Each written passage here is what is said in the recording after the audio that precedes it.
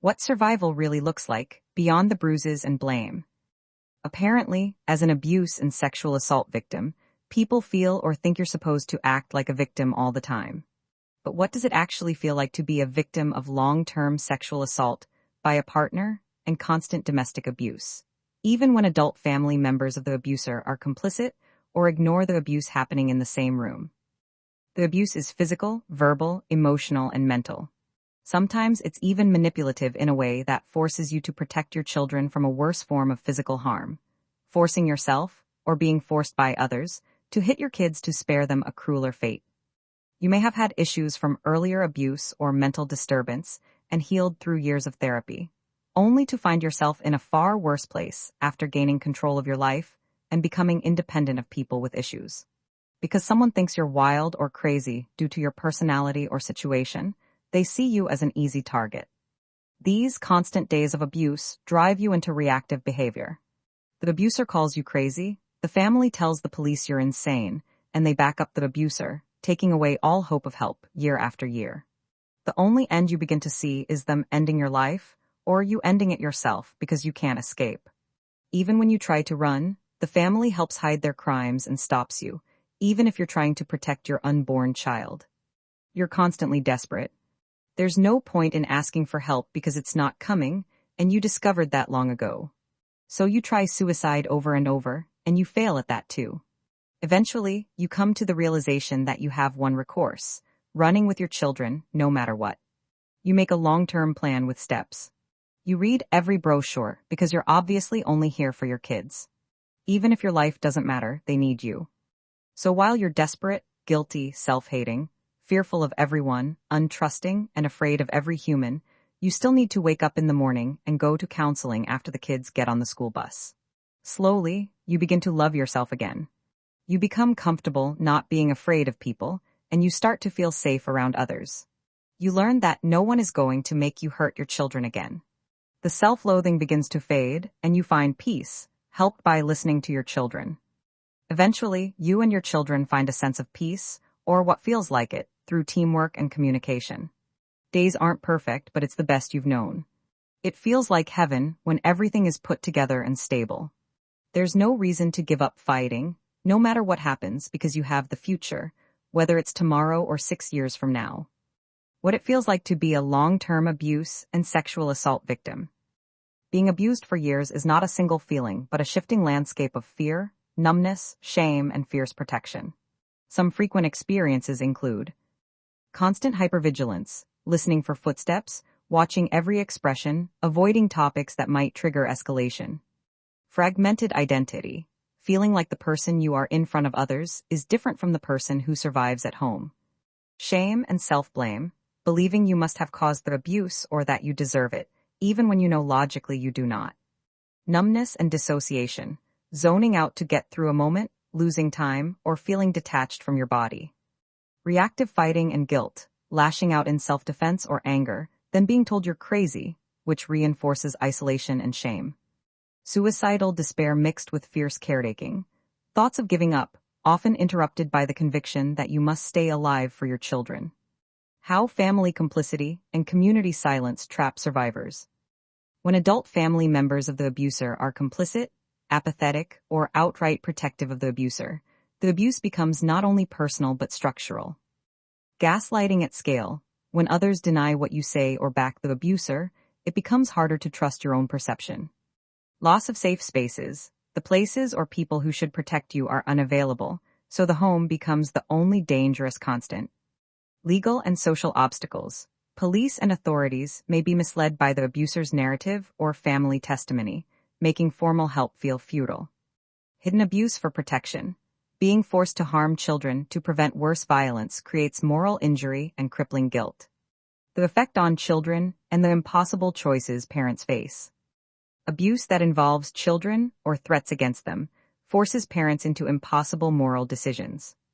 Protective compliance. Doing what the abuser demands to avoid escalation, even if that means involving children in harmful acts. Long-term trauma risk for children. Children may internalize fear, normalize violence, or act out behaviors they observed. Parental guilt and repair work. Parents often carry enormous guilt and then work carefully to repair attachment, trust, and safety for their children over time. Why survivors don't act like victims, and how that misconception harms them. There's a powerful cultural myth that victims should look or behave in a certain, recognizable way. Reality is different. Survival requires adaptation. Survivors may appear calm, cooperative, or even upbeat as a deliberate survival strategy. Strength gets misread. Resilience, independence, and a bold personality can be weaponized by abusers and bystanders to claim the survivor is overreacting. Reactive behaviors are human responses. Anger, defensive aggression, or attempting to escape are not proof of instability. They are responses to sustained trauma. Planning escape and protecting your children, practical steps. If you are planning to leave, safety and careful planning matter. Below are practical, realistic steps many survivors use to increase their chance of safe escape and longer-term stability. Create a safety plan, identify exit routes, cache important documents, and a secure place to go. Keep essentials hidden or with a trusted person. Document abuse safely. Keep dated records of incidents, photos of injuries, messages, or anything that can support future legal action while keeping them secure. Use trusted contacts. Identify friends, advocates, or professionals who believe you and can help with transport, childcare, or temporary housing. Prioritize children's immediate safety. When possible, plan departures around school or routine to reduce suspicion and maintain stability for kids. Seek local help. Domestic violence programs, shelters, and specialized advocates can provide logistics, legal guidance, and short-term housing. Protect digital privacy. Change passwords. Clear search histories on shared devices, and use safe devices for outreach when you can. Legal options. Consider restraining orders, custody arrangements, and documentation for court. An advocate or legal aid can explain local procedures and risks. Healing and building a new life after leaving. Recovery is nonlinear and often slow, but many survivors reclaim safety, dignity, and joy. Key elements of rebuilding include safety first. Continued safety planning and secure housing create the foundation for recovery. Therapeutic support. Trauma-informed counseling can help process shame, suicidal thoughts, and complex grief.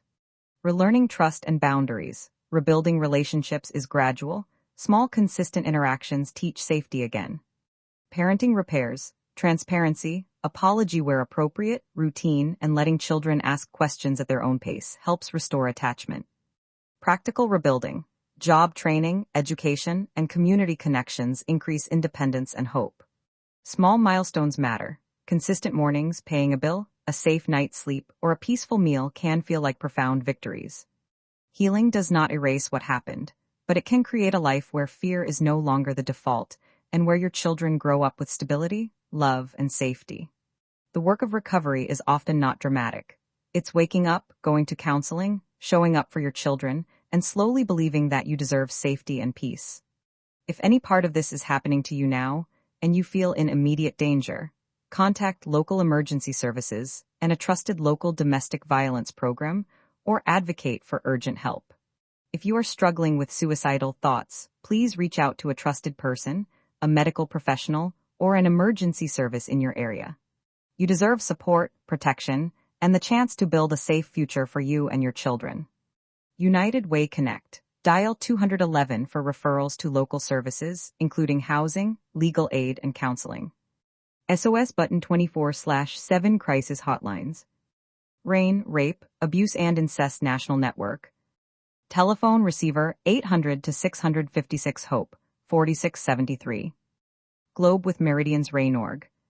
Offers confidential support for sexual assault survivors via phone or online chat. National Domestic Violence Hotline. Telephone receiver 800 to 799 SAFE, 7233. Globe with Meridian's The Hotline.org. Provides support, safety planning, and resources for those experiencing domestic violence. Child Help National Child Abuse Hotline. Telephone receiver 800 to 4ACHILD, 422 to 4453. Globe with Meridian's Child Health Hotline.org. Available 24/7 for children and adults concerned about child abuse. Offers crisis intervention and referrals.